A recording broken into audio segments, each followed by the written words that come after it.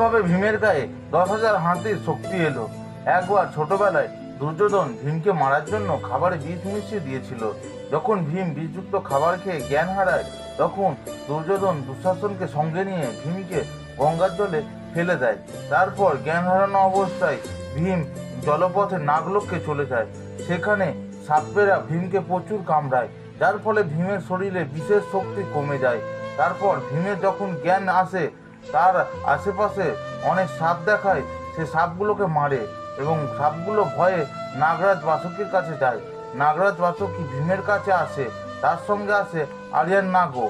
আরিয়ান নাগ ভীমকে দেখেই চিনে যায়। আরিয়ান নাগ ছিল ভীমের দাদুর দাদু। ভীমকে নিজের সাথে নাগলোকে নিয়ে যায় এবং ওখানে নাগরাজ বাসুকীর কাছ থেকে রক্ত নিয়ে ভীমকে খাওয়ায়। এই রক্ত হাতির ক্ষমতা ছিল। এই রক্ত খেয়ে ভীম 8 দিন ঘুমিয়ে যায়।